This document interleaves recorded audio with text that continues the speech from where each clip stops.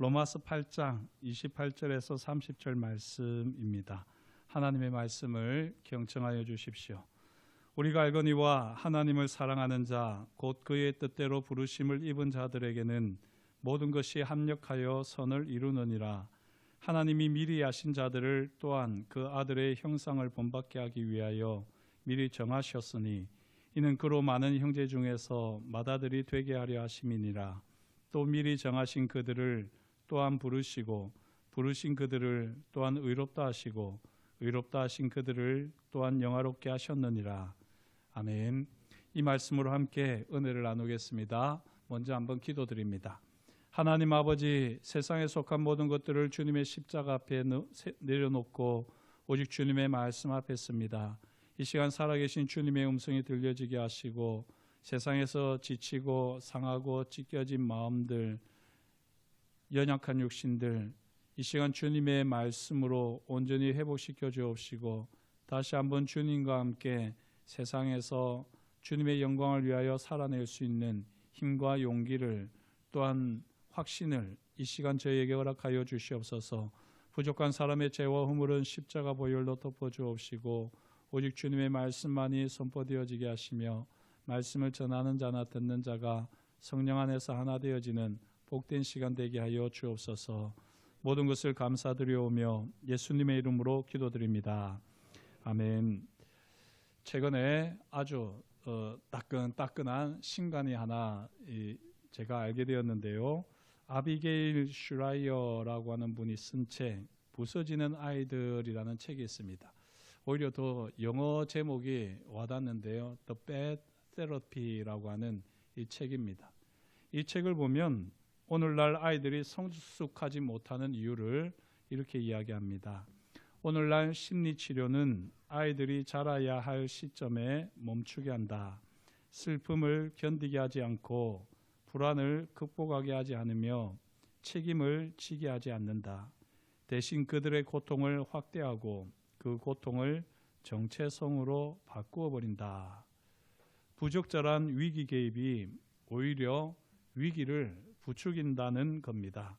조금 말이 어렵지요. 이 전문 용어 같이 여겨지는데요. 한마디로 말씀드리면 도와주는 것처럼 보이지만 사실은 멈추게 만드는 나쁜 치료가 있다는 겁니다. 물론 정말 위기 가운데 있어서 꼭 개입이 필요한 아이들도 있습니다. 하지만 대부분의 아이들은 그렇게 개입할 필요까지 없는데 요즘 학교에서 이루어지고 있는 이 심리치료라고 하는 것이 많은 아이들까지 억지로 또는 좀 부적절하게 개입 치료를 하다 보니까 오히려 나쁜 치료가 된다 하는 내용입니다. 그녀의 말처럼 현대 문화는 우리에게 이렇게 말합니다. 힘들면 멈춰라. 불편하면 피하라. 네가 느끼는 게 전부야. 내 삶의 주인은 너야. 라고 세상은 말합니다. 하지만요, 성경은 우리에게 이렇게 말합니다. 자라라. 견뎌라. 그리스도의 장성한 분량까지 이르라. 내 삶의 주인은 하나님이시다. 라고 말씀합니다. 오늘 우리는 성경이 말하는 성장 과정에 대해 함께 나누려 합니다. 그 시작은 불편함을 회피하는 것이 아니라 진리를 따르는 용기로부터 출발합니다. 우리 인생 여정을 보면 예상하지 못한 기쁨과 슬픔, 성공과 실패가 교차하지요. 때로는 모든 것이 순조롭게 풀리는 듯 하다가도 때로는 깊은 혼란과 고통 속에서 길을 잃은 듯한 느낌을 받을 때도 많습니다. 이러한 인생의 굴곡 속에서 우리는 종종 질문합니다. 하나님은 어디에 계시지? 이 모든 상황에서 하나님의 계획은 무엇일까? 오늘 말씀을 통해 이 질문에 대한 깊은 답을 찾으시길 축복합니다. 하나님께서는 우리를 향한 놀랍고 주권적인 구원 계획을 가지고 계십니다. 이를 신학적인 용어로는요, 구원의 서정이라고 그렇게 이야기를 합니다. 올도 살루티스, 구원의 질서, 구원의 방법 이렇게 번역하기도 하는데 보통은 구원의 서정이라고 이야기합니다. 하나님께서는 구원의 서정을 가지고 계시고 그 계획 안에서 우리가 어떻게 영적으로 성숙해 가는지 말씀을 통해서 분명하게 보여주십니다. 어린이들이 키가 자라고 배움이 깊어지듯 우리 그리스도인들도 하나님의 은혜 안에서 끊임없이 영적으로 성장하는 존재입니다. 오늘 말씀을 통해 우리를 향한 하나님의 변함없는 계획을 재확인하시고 또 우리의 신앙 여정을 점검하며 더 깊은 성숙으로 나아가는 은혜가 있기를 간절히 소망합니다. 오늘 말씀 로마서 8장 28절에서 30절은 기독교 신앙의 핵심 진리입니다. 구원에 대한 하나님의 절대 주권과 사랑의 계획을 아주 압축적으로 보여줍니다. 세 가지로 정리할 수 있는데요. 첫 번째, 미리 아심과 미리 정하심. 오늘 말씀 29절을 보시면 하나님이 미리 아신 자들을 또한 그 아들의 형상을 본받게 하기 위하여 미리 정하셨으니 분명하게 말씀하시죠. 여기 미리 아신다 하는 표현은 단순한 예지가 아니라 관계적이고 선택적인 알을 의미합니다. 창세전에 하나님께서는 사랑 안에서 우리를 아셨습니다. 아십니다. 이거는 사실 우리가 이해할 수 있는 부분은 아닙니다. 하지만 하나님께서는 분명하게 우리를 창세전에 미리 아셨습니다. 그리고 그리스도 안에서 우리를 미리 선택하셨습니다. 그 목적이 무엇이라고요? 그 아들의 형상 예수 그리스도를 닮아가도록 미리 정하셨습니다. 우리의 구원은 우연이나 우리의 공로가 아니라 하나님의 영원하고 주권적인 선택과 사랑에 기초합니다. 이게 너무나도 신학적인 용어로 들릴 수 있겠지만요, 저와 여러분들이 신앙생활을 하면 할수록 이 미리 아심과 미리 정하심을 더 풍성하게 경험하게 될 줄 믿습니다. 북아프리카 히포의 주교였던 어거스틴을 아마 한 번쯤은 들어보셨을 텐데요. 이 어거스틴이 젊은 시절 방탕한 삶을 살았습니다. 그런 그가 이 히포의 주교가 될 수 있었던, 그렇게 하나님 앞에 신실하고 충성된 하나님의 사람이 될 수 있었던 이유가 잘 아시는 대로 그 어머니 모니카의 기도였습니다. 아들의 구원을 위해서 수십 년간 눈물로 기도했습니다. 주변 사람들이 보기에는 가망이 없어 보이는 그런 아들이었지만 모니카는 아들을 향한 하나님의 미리 아심과 미리 정하심을 확실하게 붙들었습니다. 하나님께서 내 아들을 미리 아신다. 하나님께서 내 아들을 미리 정하셨다. 하나님께서 반드시 내 아들을 부르셔서 하나님의 영광을 위하여 사용하실 것이다. 이 약속의 말씀을 부여잡고 간절히 기도하는 가운데에 어거스틴은 극적으로 변화되었고요, 기독교 역사에서 가장 위대한 신학자가 되었습니다. 인간의 상태와 상관없이 하나님의 백성을 끝까지 포기하지 않으시고 부르시는 이 하나님의 주권적 은혜를 잘 보여주는 이야기지요. 저와 여러분들의 삶의 자리에서도 우리 하나님께서는 반드시 이와 같이 역사하여 주실 줄 믿습니다. 우리를 미리 아셨습니다. 그리고 미리 정하셨습니다. 우리가 태어나기 전에도 우리를 미리 정하셨다, 선택하셨다는 것은 우리의 삶의 자리와 우리의 모습과 전혀 상관이 없는 하나님의 구원입니다. 이 구원의 은혜를, 하나님의 주권적인 은혜를 더 풍성히 경험하는 삶이 되시기를 다시 한번 주의 이름으로 축복합니다. 두 번째, 부르심과 의롭다 하심입니다. 30절에 계속해서 미리 정하신 그들을 또한 부르시고 부르신 그들을 또한 의롭다 하시고 말씀하십니다. 하나님께서 미리 정하신 자들을 효과적으로 부르시지요. 이걸 소명이라고 분명하게 밝힙니다. 소명이라고 우리는 부릅니다. 성령의 역사를 통해 복음을 듣게 하시고 그 복음에 반응하여 믿음으로 나오게 하십니다. 그리고 이렇게 믿음으로 나오는 자들을 하나님께서는 의롭다 말씀하시죠. 이걸 우리는 칭의 justification이라고 말을 합니다. 하나님께서 우리를 의롭다 하셨습니다. 우리의 행위나 우리의 자격 때문이 아니지요. 이미 모든 것을 아시고 이미 모든 것을 선택하셨고 이제 성령께서 강력하게 역사하시는 가운데 거기 반응하며 순종하며 나올 때 하나님은 우리를 무조건 의롭다고 해주십니다. 오직 예수 그리스도의 십자가 은혜를 믿는 믿음 안에서 우리의 모든 죄를 용서하시고 그리스도의 의를 우리에게 전가시켜 주셨습니다. 이 전가라는 말이 참 어려운 말이라서 제가 이미 말씀을 잘 드렸었는데요. 우리에게 그리스도의 의로 옷 입혀 주시는 겁니다.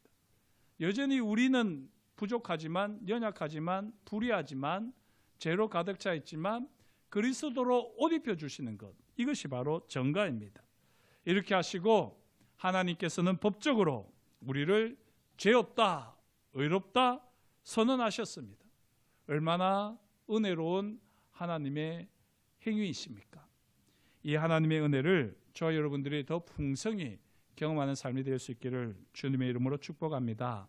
잘 아시는 대로 16세기 종교개혁을 일으켰던 마르틴 루터는요, 하나님께서 자신을 사랑한다는 것을 알기는 알았습니다. 그럼에도 불구하고 수도사 시절 죄의 문제로 인해서 깊은 고뇌에 빠졌습니다. 그리고는 내가 이 죄의 문제를 해결하기 위해서는 고행과 선행으로 의로움에 이르러야 되겠다라고 하면서 최선을 다하지만 그렇게 하면 할수록 무서운 하나님이 경험되어집니다. 하나님을 아버지라 부르기는 하지만 너무나도 엄격하고 심판하시는 두려운 아버지로 하나님이 여겨지면서요, 끊임없는 죄책감에 힘들었습니다. 바로 그럴 때에 이 마틴 루터가 로마서 1장 17절 말씀을 통해서 회복을, 자유를 경험하지 않습니까? 복음에는 하나님의 의가 나타나서 믿음으로 믿음에 이르게 하나니 기록된 바 오직 의인은 믿음으로 말미암아 살리람과 같으니라.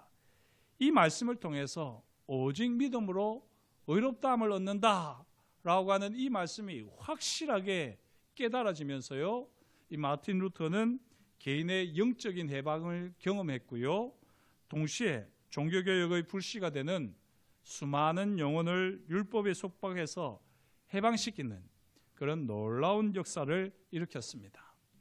저와 여러분들의 삶의 자리에서도 이 칭의, 하나님이 우리를 의롭다고 해주신 이 사실을 저와 여러분들이 말씀 그대로 믿으시고 받아들이시기를 축복합니다.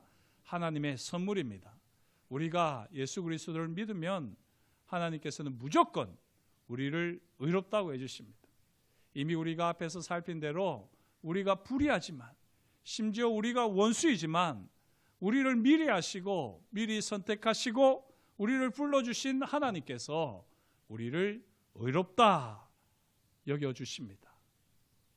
세 번째, 의롭다 하신 그들을 또한 영화롭게 하셨느니라 말씀하시는데요, 칭의가 법적인 측면에서 구원의 시작이라고 하면 이 영화는 구원의 완성입니다.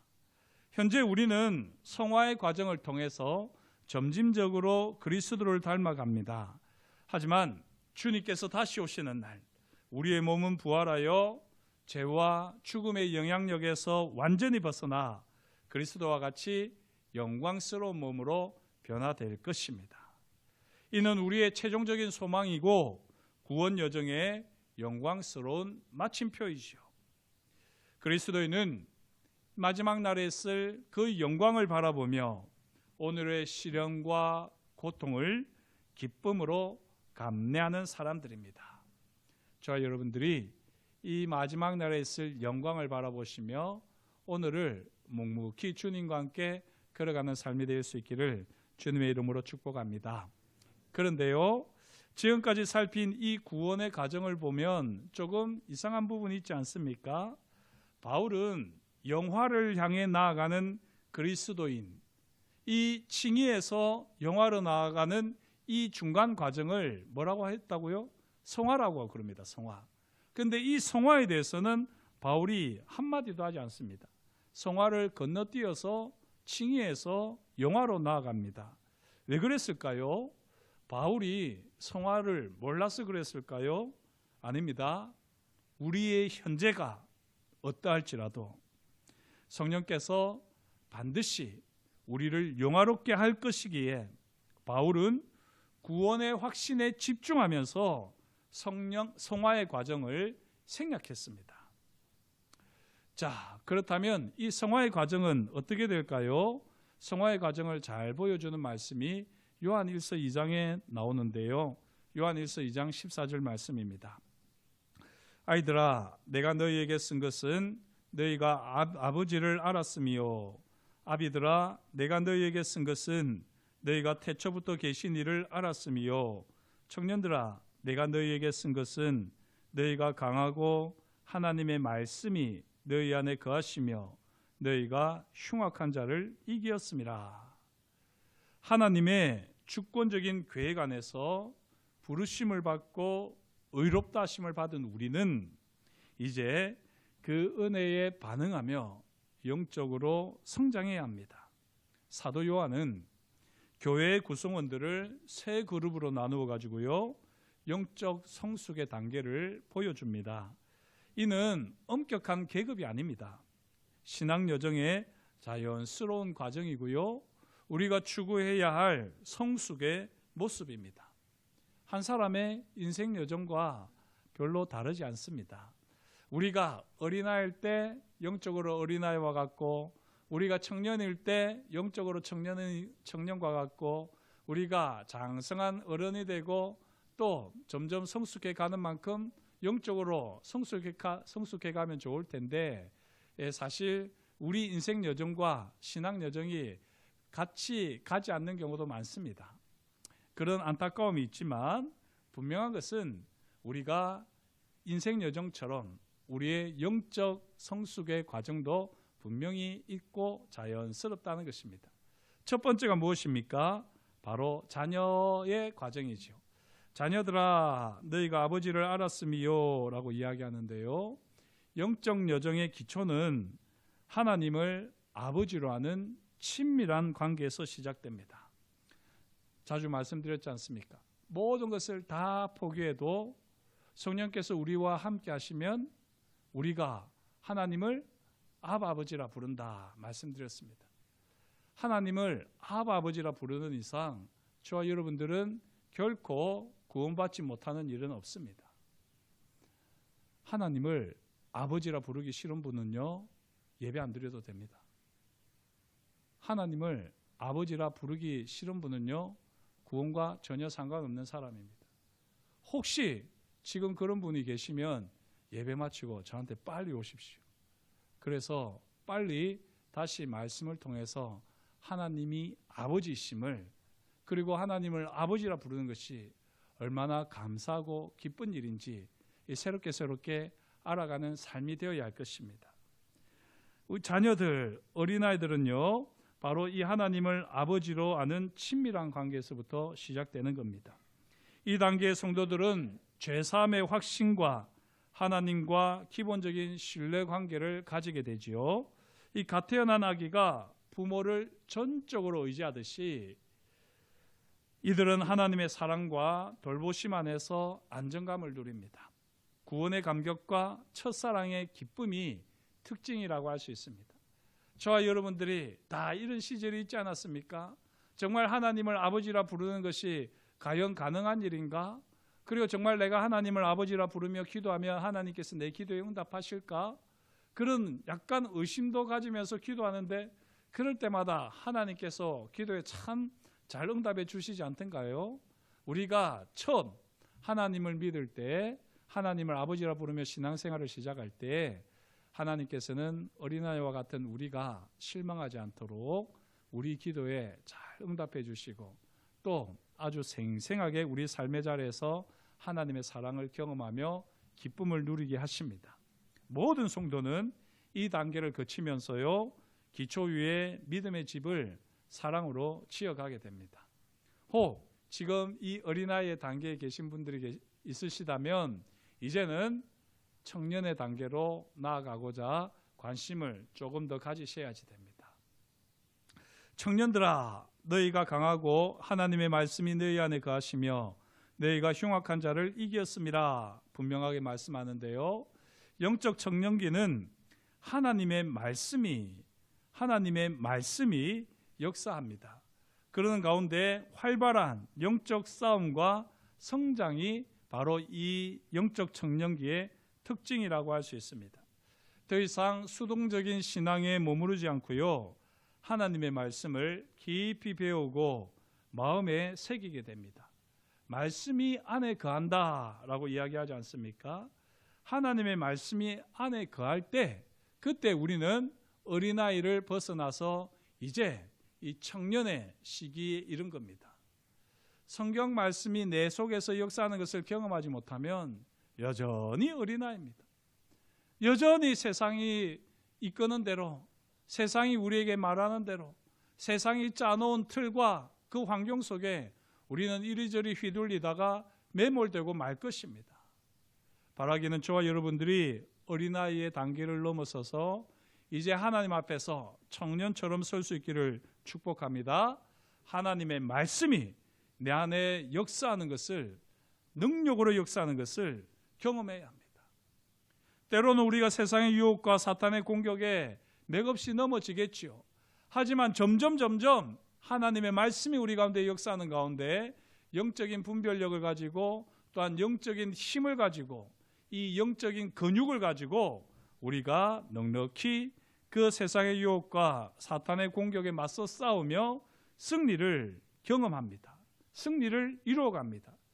이러면서요, 신앙의 원리들이 우리 삶에 차곡차곡 말씀과 함께 쌓여지고 또 그 가운데 우리는 하나님의 말씀에 적극적으로 순종하면서 영적인 분별력과 강건함을 키우는 이 역동적인 시기가 바로 이 청년의 때입니다.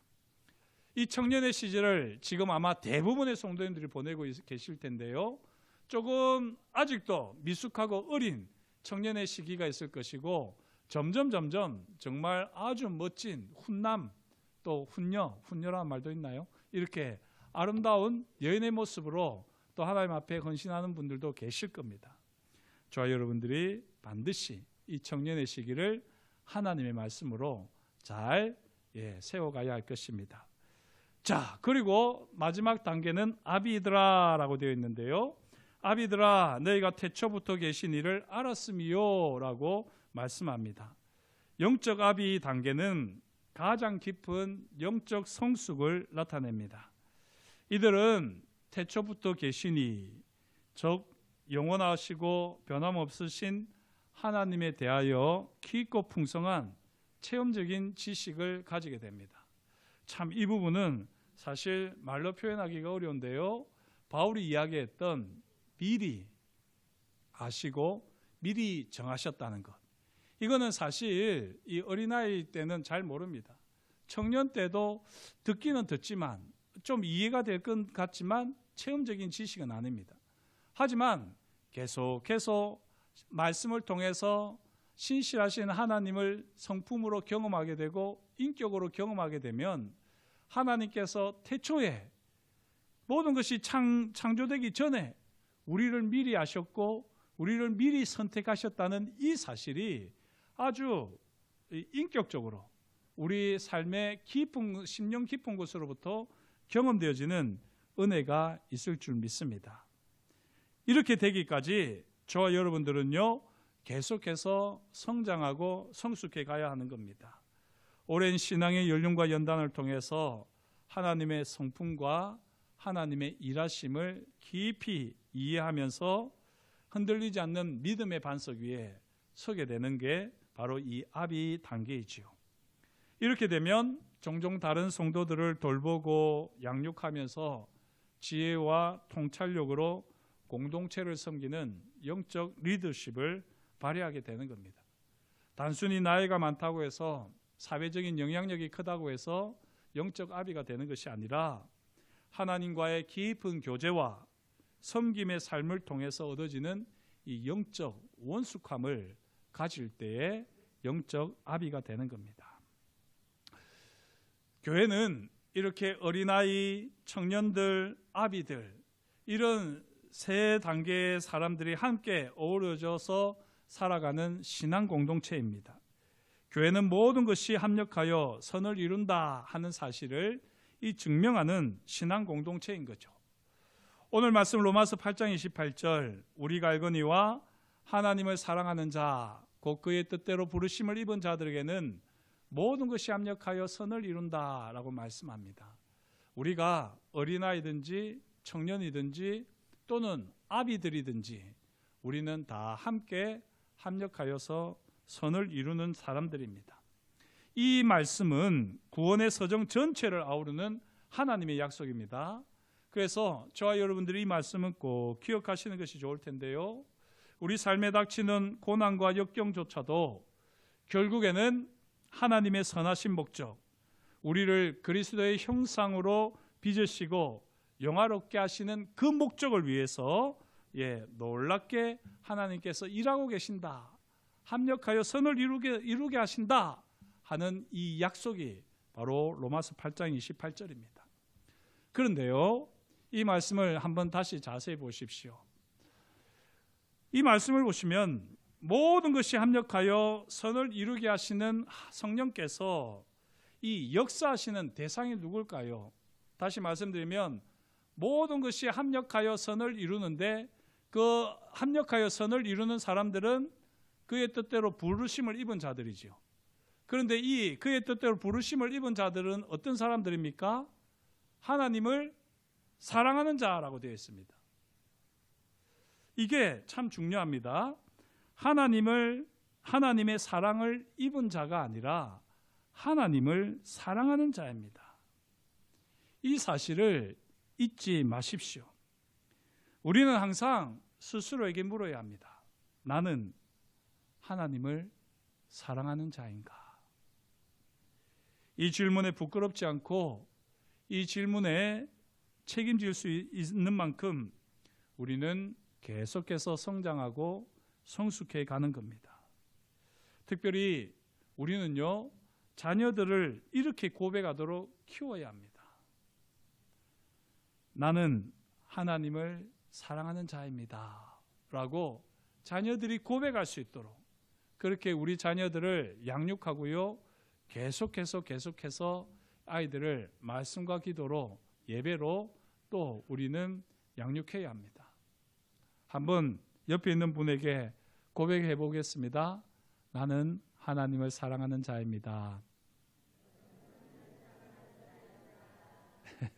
안 하시는 분들 많으신데요. 잘 생각하십시오. 모든 것이 합력하여 선을 이루는 것은 하나님의 사랑을 받는 자를 통해서가 아닙니다. 분명하게 하나님을 사랑하는 자들입니다. 이게 물론 조금 범위가 너무나도 좁게 여겨질 수 있습니다만 이게 우리가 오해하고 있는 것과 완전히 다른 하나님의 말씀인데요.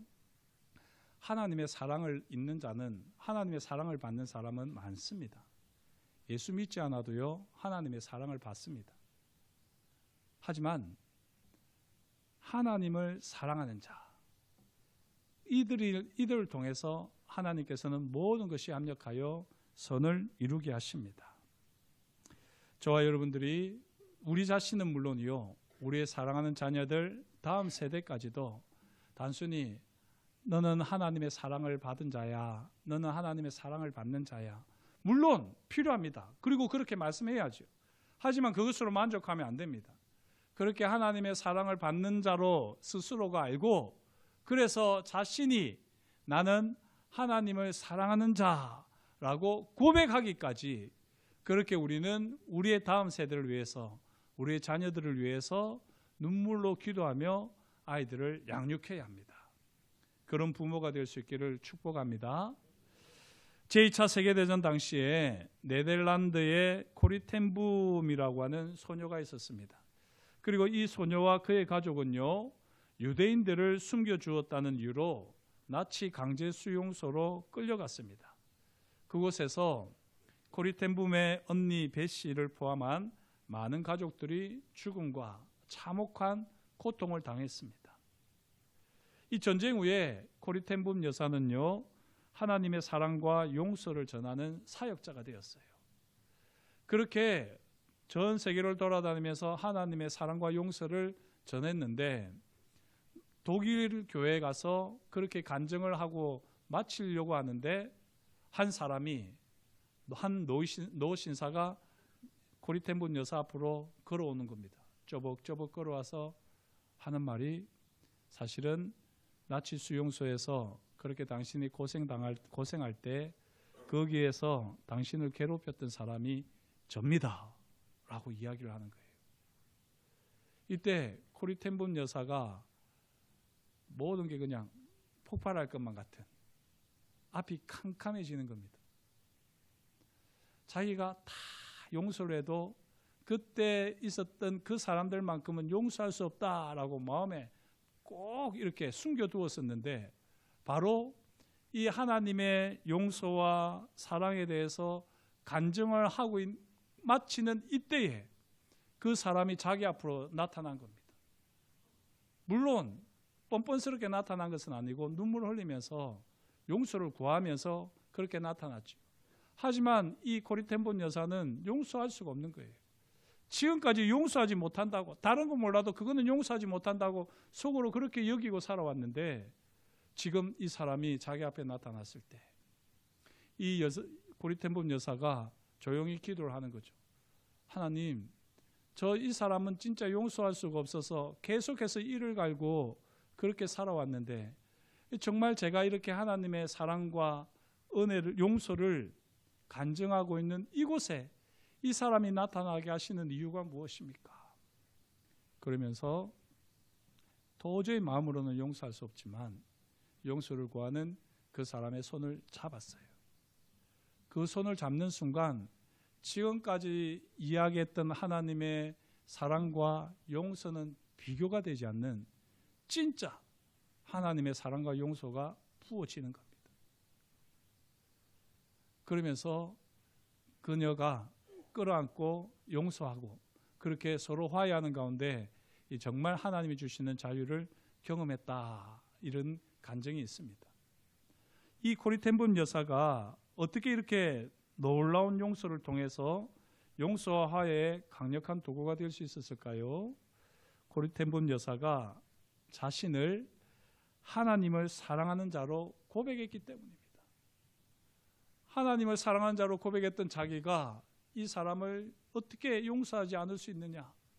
그 순간 자기는 제가 하나님을 사랑하기에, 하나님을 사랑하는 자이기에 이렇게 용서하겠습니다 라는 결단을 했던 것이죠. 사랑하는 성도 여러분, 저와 여러분들의 삶의 자리에서 우리는 하나님을 사랑하는 자로 더욱더 성장해 가고 성숙해 갑니다.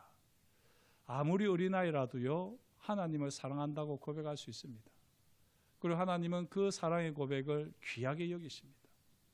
그러나 하나님께서 정말 우리가 평생 우리의 남은 삶을 살아가면서 계속해서 하나님께서 우리에게 듣고 싶은 말씀은 무엇일까요? 하나님을 사랑하는 사람. 나는 하나님을 사랑하는 사람입니다. 이 고백을 하나님은 듣고 싶은 것입니다. 저와 여러분들이 누구를 만나든지 어떤 상황에서든지, 심지어 우리 스스로는 더 이상 그리스도인이라고 말할 자격이 없을 만큼 부끄러운 상황에 놓였다 할지라도 저와 여러분들이 오늘 이 말씀을 기억하시면서 나는 하나님을 사랑하는 사람입니다, 고백할 수 있기를 주의 이름으로 축복합니다. 기도하겠습니다. 하나님 아버지, 오늘도 주님께서 우리 가운데 말씀하여 주시니 감사합니다. 우리의 삶의 자리를 돌아보면 참 부족하고 연약합니다. 그러나 하나님 아버지, 하나님께서 우리를 창세전에 미리 하시고 선택하시고 우리를 부르시고 의롭다 하셨사오니 이제는 하나님께서 우리를 반드시 영화롭게 하실 줄을 믿습니다. 아직까지는 그날이 우리 눈앞에 전혀 보이지 않고 그렇게 내가 다듬어지지 않을 것 같지만, 그러나 우리가 온전히 주님 앞에서 고백하기로 결단하오니 나는 하나님을 사랑하는 자입니다. 이 고백을 어디서나 할 수 있는 하나님의 사람 되어지게 하여 주시옵소서. 그리고 이 사랑의 고백이 더욱더 깊어지게 하시고 더욱더 풍성하게 하셔서 우리의 이 사랑의 고백을 통하여 더욱더 살아계신 하나님 앞으로 나오게 되는 놀라운 구원의 역사가 일어나게 하여 주시옵소서. 그렇게 우리를 통하여 영광 받으실 것을 인하여 감사를 드리오며 예수님의 이름으로 기도드립니다. 아멘.